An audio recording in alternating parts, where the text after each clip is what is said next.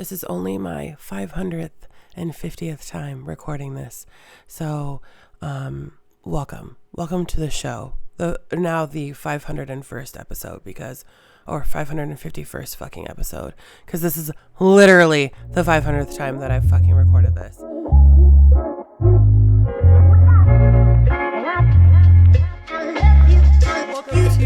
Welcome to another episode of Don't Quote Her. Thanks for tuning in, you guys. This is going to be a funny episode because I gotta be honest with you guys. Let me just say this at the top. I don't know what the fuck I'm doing, okay? I don't know what I'm doing with this podcast. I don't know what I'm doing on social media. I don't know what I'm doing even talking about what I'm going to talk about right now. I just don't know what the fuck I'm doing. So, if you're tuning in and you've been tuning in, thank you for being along for this ride because I just don't even fucking know. At the end of the day, I'm literally just winging it. I'm not even going to lie to you guys. I'm literally just fucking winging this. Everything. Dating, the non-existent dating life that I have, I'm literally just winging everything. I would say it's safe to say the only thing I'm not winging is my career. That's really the only thing because unfortunately, an aesthetic of me, I know I do need a 9-to-5. Anyways, it is 6:00 in the fucking morning. Oh, I woke up at 3:30 this morning. I had already recorded this episode twice. Mind you, I had even already had an episode that I was going to edit and share before I recorded this episode. But I just could not sleep this morning. I woke up at 3:30, shot out of bed, showered, and I was like, okay, you know what? If this comes out a little bit later in the day, I don't give a shit. I just have to put out something that I'm proud of and something that makes sense. Not that I didn't save the other episodes I recorded, but I just felt like this is what I wanted to do. And the great thing about being solo now is I have full creative control. Not that I didn't before. Anyways, and so if I wake up in the morning and I just really don't want to record or I really don't want to put out what I've already recorded, I can change it. So that's what the fuck I'm doing. I apologize if you hear my coffee, but this is now my second coffee. Like I said, I've been up for a while. And the more I talk, the more my throat just wants to give out on me. So just bear with me. I am sick. I got sick last week. I thought and was hoping and praying that I would be done with this shit. But unfortunately, I'm not. It is still lingering. And this one was a sinus infection that truly just snatched my fucking soul. With that being said, like I said earlier, if you hear my coffee or you hear me drinking, just fucking deal with it because I don't want to choke. Okay? So today's episode is going to be about dating, but even more hyper-focused. It's going to be about dating apps. Specifically, it's going to be about Hinge and the dating prompts that come with Hinge. Now, if you're not on a dating app, specifically if you're not on Hinge, which is the one that I'm talking about, then fuck you. Keep listening, but fuck you. And if you are on dating apps and you know exactly what I'm talking about, come here, bring it in, let me hug you. I'm sorry that you're also on dating apps because what a clusterfuck of a world. It is, what a swamp. That's really what dating apps are. Dating apps are a fucking swamp. Okay. So I just want to make one thing clear. I'm not on apps. I'm on one app. Wow, my hair looks crazy. I'm on one app, okay? And that app is, unfortunately, Hinge. Sometimes I think I'm just doing it for the plot, you guys. I really don't, I'm not trying to be negative here, but the dating pool, my dating pool is so fucking small. It's literally the size of a bottle cap. If you were to unscrew a bottle cap and flip it upside down and fill it with water, swamp water even, that is my dating pool, okay? It's so fucking small. And I will be also so honest with you guys, I was fucking dragged last year. I apologize if that got too close to the mic. I was fucking dragged last year. So by two different men. So my tolerance for bullshit is at an all-time low. With that being said, I guess I should probably share a few things. The one question I hate the most is, what are you looking for? I fucking hate that question. Like, what is anyone looking for? Connection? I don't know. Ultimately, I'm looking for someone who I'm compatible with, who doesn't necessarily live a similar lifestyle as I do, but is flexible in the way that they live their lifestyle, in a way that they are able and willing to involve another person in it. So my last two relationships,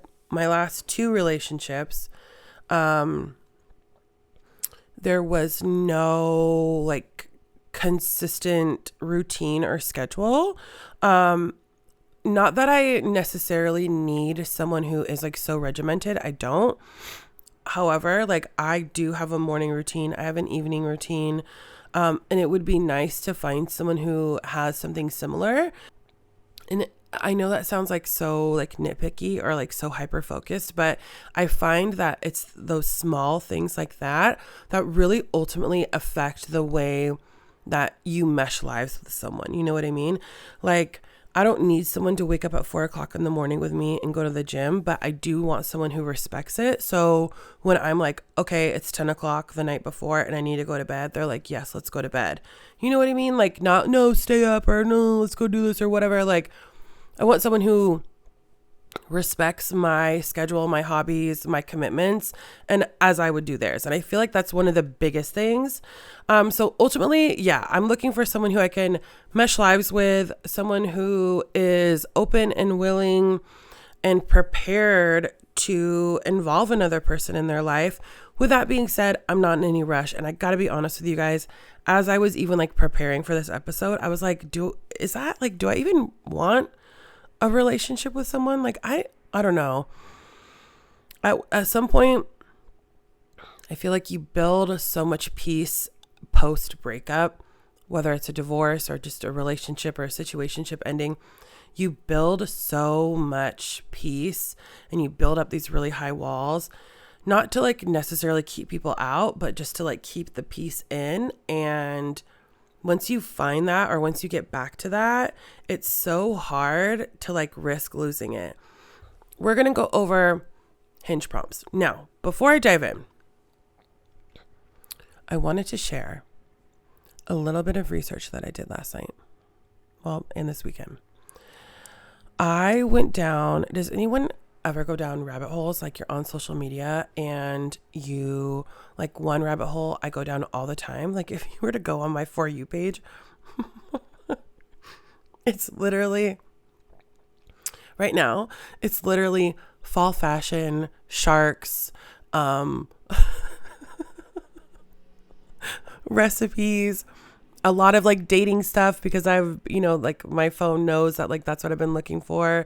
It's the most random shit. So if you go down rabbit holes, you get it, right? So one of the rabbit holes that I went down over the weekend, and since the weekend, has been the Hinge prompts. Okay. So what are Hinge prompts?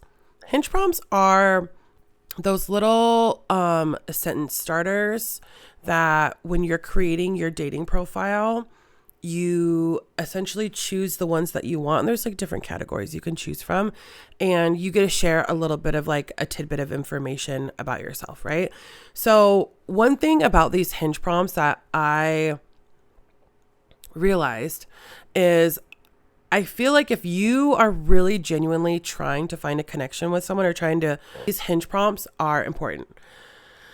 Now, do I feel like these Hinge prompts could like make or break something? Do I feel like they're even that serious? No, but I do feel like they are important.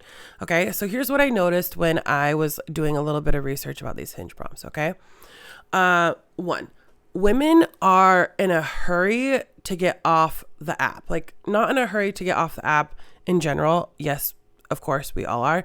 But women are in a rush to get the conversation off the app, okay? There were so many reels where I saw these women who were sharing like Hinge prompts that you can use to get the conversation off the app within 5 minutes of matching with someone. what? Like, what? I just thought that was so strange. I can't say that I am in a rush to get the conversation off the app. I mean, I definitely, ultimately, when I match with someone and we're like sparring, we're going back and forth, having a conversation or what have you, like, I do want to get the conversation off the app. That is important to me. But like, there's things that I want to know before I do that, you know? There are women who truly won't swipe right on a man if there are zero effort in his prompts. Like, I don't know, women, I'm sure you've seen this. If you're on Hinge and you go to like match with someone, or someone goes to match with you and you're like scrolling through their profile, and on their prompts, it's like 1 or 2 words that truly just like, you could just tell there's like no effort put into it. There are women out there who will not swipe right no matter how attractive a man is if there's no effort put into the Hinge prompts. Maybe that's my problem. Like, maybe I guess like not that I never paid attention to it, but like I just never really thought that deep about it. Like, if I ever ran into a man on a dating app who I was like, oh, he's attractive, because like, let's be fucking real. Okay. Let's just be fucking real for a minute. Okay. If a man looks like a fucking toad, no matter what his Hinge prompts say, you're not swiping right. I'm sorry, but like, if you are swiping right on a fucking man who you are not attracted to because of his Hinge prompts, then you are a different level of adult and you deserve to find love. Because like, I'm not doing it. If his Hinge prompts, the way that they read are all like, oh yeah, I agree, or ha ha ha, I'm laughing, or whatever the fuck, but he looks like a fucking gremlin, I'm not swiping right. Okay. Maybe that's my problem. I don't know. Who am I? Women consider Hinge prompts a great way to get an inside look at a man's personality. And those are not my words. Those are theirs. On my outline, my response to that was, is it really that deep? Because like, is it really that deep? I don't know. Like, I just like, don't know. Women are taking these dating prompts so seriously. Okay. And I'll say this. I think that they are important, and I think that they're important both ways. I feel like they're important if you're the female or if you're the male. I do feel like regardless, some effort needs to be put into it. Whether you're trying to be funny or sarcastic or what have you, I do feel like some effort needs to be put in there, right? Like those people who are on dating apps who like only have 1 or 2 words to go with their Hinge prompts, like there's no effort there. And I feel like that is reflected also a lot of times in the interactions that you have with those people with those profiles. So I do feel like they are important, but I don't know if like Hinge in general is like that serious that like it needs to be taken that way. I'm going to go over my Hinge prompts. Okay. Listen, I don't know. I got to be honest with you. Okay. Listen, I think what's my toxic trait? My toxic trait is I think I use my Hinge prompts to scare men off, and then it's attractive to me if like they stick around or if they match in responding to it. Like I feel like that's like toxic behavior, and I full-heartedly believe that, and I full-heartedly admit that. Like my Hinge prompts are so stupid, but also at the same time, like I think what you're also able to do with these fucking prompts is like you can talk, like you can share a voice memo, but even then I hate listening to them. I hate listening to a man's voice memo. Fucking hate it. With that being said, I feel like the people who do have the voice memos probably have more success. Okay. So the prompt says, I recently discovered that ... My finish to that was, I can deadlift than most guys who claim they live in the gym. So step it up, gentlemen. The amount of men who have gone out of their way to try and prove me otherwise is honestly not surprising, but it is really funny. I have had people match with me just to ask me what my deadlift is, and only to say nothing in response and then unmatch me. And like, my thought process here was like, what a great conversation starter. You know what I mean? Like if someone matches with me, talking about that prompt, then that tells me like, okay, we have something in common, right? And whether that be lifting or just being in the gym in general, that was my thought process behind it. As I literally get a notification from Hinge.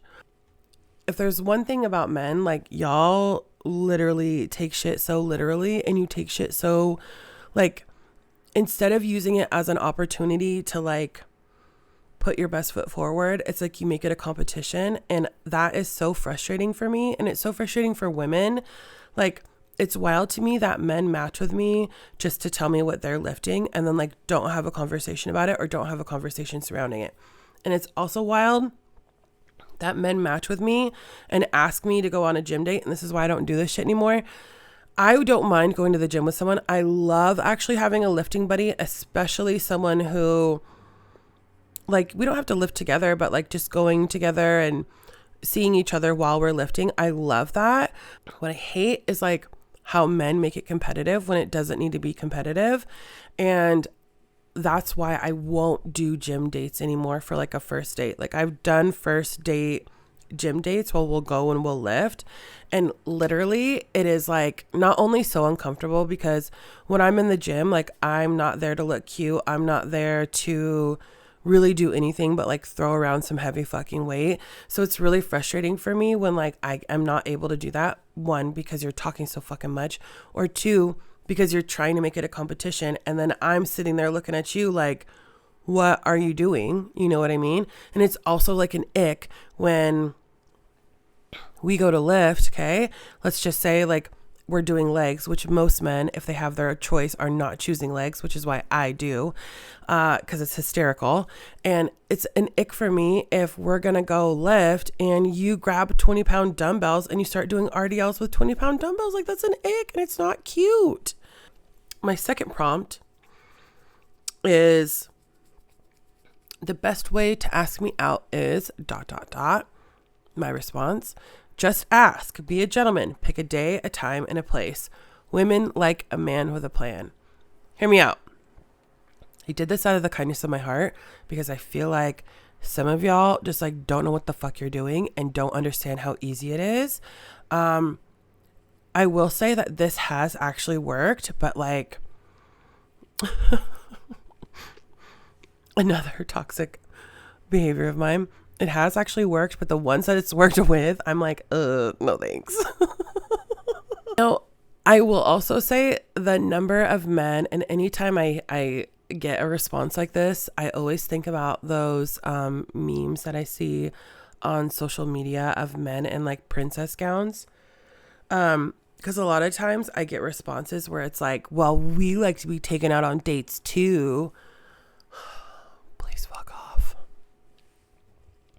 Please get the fuck out of my face. I just don't respond because I just am like, you are just a cold, hard, fucking dumb person. My last Hinge prompt, I want someone who ... And then my response was, doesn't require coaching. Now, before everyone jumps down my fucking throat about this, I do want to say this. My thought behind this prompt, or behind this like response in my prompt, was a conversation starter for sure. But also like, I'm being sarcastic. Like, I know that if you are in a relationship with someone, like it's a two-way street. Like, there's going to be conversations, there's going to be growing pains, there's going to be things that make both people uncomfortable. Like, I'm not naive to that.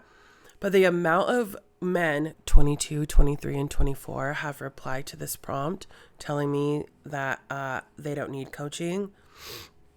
Honey, you are a child. Like, if you're 22 years old, 23 years old, not only are you a child, I'm 37. Okay. Not that I won't date younger.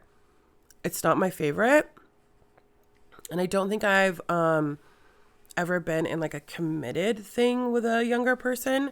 But you're not going to tell me at 22 that like you have it all figured out. You're just not going to. I think about who I was when I was 22, 23, 24, and I was considered mature for my age. I definitely know that you're not mature for your age. So yeah, you're going to require coaching. And I think like what is an ick for me when it comes to dating younger, which is why I feel like I haven't committed to someone who's younger, is it's a huge ick for me when I see your reaction to something and it's immature. And I don't mean like immature in the sense where like it's blatantly immature. Don't get me wrong. Like that is an ick.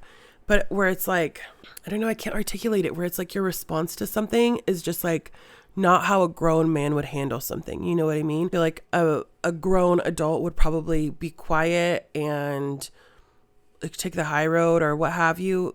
Younger men tend to like lash out and find ways to be loud. Like shit like that is just so unattractive to me, which is why I don't date younger. With that being said, now that I've shared my Hinge prompts, I know that they need a little bit of editing, and I think like my dating profile in general needs like a whole overhaul, right? So what I think I'm going to do is I'm going to find some reels that make sense to me. Then I'm going to change my dating profile and I'm going to take you guys on the dating journey with me. And that should be really interesting because I'm going to see if the way that some of these reels and some of this information that's floating around on social media, I'm going to see if it actually makes sense and if it actually works. I'm going to take y'all with me on it. So stay tuned because I'll give you guys updates. Wow. I'll give you guys updates every episode.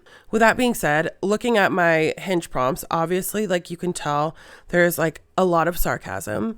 And I try not to take dating apps too seriously. Like when I fill out like my Hinge profile, like I really don't want to take it too seriously. And I don't want it to come across like this is my last hope. Cause that's obviously not the case, you know? And it's hard to find someone who doesn't take it too seriously, but also like doesn't waste someone's time. With that being said, with every episode, I do a messy mail segment. And I want to share a comment that turned into a DM on my TikTok. I had shared a reel basically about learning lessons and taking the long way to learning lessons, but also not having any regrets while learning that lesson. And some woman who I don't know commented on it and was like, we've all been there. The only difference is like I had a baby with this person that I shouldn't have had a baby with, blah, blah, blah, blah, blah, right? And I'll be honest with you guys, like I did not know how to respond to that because I have a very, I don't know how to like explain this. I have a very curt point of view when it comes to women exercising their right to or not to have a child. Because I have done the same and I've exercised my right to or not to have a child. And I feel like it's hard to have sympathy for people who have children with people who weren't showing how dependable or respectful or kind or insert whatever the fuck you want to here throughout the relationship, and then they wind up having a kid by them. You know what I mean? It's different. Obviously, like if you're in a relationship with someone for a really long time and there was no signs and there was nothing really, or if there was like normal hiccups and then you have a baby and then shit hits the fan, that's obviously a different conversation. But I feel like it's another conversation if you know that that person was a trash person. They've been treating you like you're like, they've been a trash person the entire relationship, and then you decide to have a kid with that trash person. Yeah, I just don't have sympathy. So anyways, with that being said, obviously like online, I try and exercise a little bit of kindness because the internet is not a nice place, man. You guys, the internet is so fucking harsh. Like dead ass, the internet is a cold fucking world. So I told her, I was like, some of our biggest blessings come from our hardest lessons. That was my response. Well, she DMs me and tells me basically the whole story and is like, he was cheating on me and blah, blah, this and blah, blah, that. And he was basically like this really big dirtbag, but then ultimately turned it around. She got pregnant, told him she was pregnant. And then he like disappeared. And then since then, like doesn't want anything to do with the child, doesn't want anything to do with her. Obviously, like emotionally, that is a really stressful situation. And so I was super sympathetic with her because it's like, and she was young too. And so that's like a hard situation regardless. But like I just said, I feel like it is difficult for me to have sympathy for people who know that the person that they're dating is not great. Like, you guys know this. And then you think that a baby is the solution to the problem. I will never understand that. That will never make sense to me. If you are a woman and you have an accidental pregnancy, you need to exercise your right while you still can, and make a decision thinking about your future and thinking about your child's future. I think that there are so many options out there other than like forcing yourself to have a man's child who, you know, I don't want to say like in defense of the man because but I will say in the defense of men here, just because you get pregnant, yes, it does take two to tango. But if the man tells you, if you have this child, like, I will not be here to raise it with you. You need to think about my future, your future, and this child's future. And if you want this child to have a father, then like, I'm not the one. I think that is a respectful and respectable thing to do. And it is so crazy to me that so many men do say this to their partners at the time. And the women take it as a sign to like have a child anyways. That will never make sense to me. Anyway, so this girl, I told her, I was like, listen, some of our biggest blessings come from our hardest lessons. And there's nothing you can do to go back and change the past. There's nothing you can do to change his mind. All you can do is take control of your present. And she was so grateful. And she was like, no, you're right. You know, and one of the things is like, I don't have a kid, but I'm not naive to the fact that it takes a village. And that's what I told her. I was like, you know, tap into people who want to support you and who want to be there for you and your baby. And she was like, no, you're right. You know, I don't have anyone right now, blah, blah, blah, blah. I'm like, well, then create a community. Like, find people who want to be there for you, but who also like you want to be there for. Anyway, she was so grateful. And I thought it was so sweet. But also, like, don't have kids with men who can't even take care of themselves, ladies. Like, please don't. We're better than that. Anyways, that is gonna make a wrap for the episode, you guys. I gotta go to work. By go to work, I just mean I have to open up my laptop in my living room, but I'm working from home today. Hopefully you found this entertaining, and I'll keep you guys updated on my Hinge journey. I'm going to edit my profile today. Don't follow me on TikTok, my personal page. Follow me on TikTok, but maybe I'll post it on my pod page. This is a tough one. This is hard. Okay. Anyways, follow me on TikTok. Follow the podcast on TikTok and Instagram and YouTube. But please don't watch because, I hate the video. With that being said, thank you for listening. And I will catch you guys next time. Take my advice and, take my advice and do what you want with it. But like, whatever you do, don't quote me, especially not at 6 o'clock in the morning.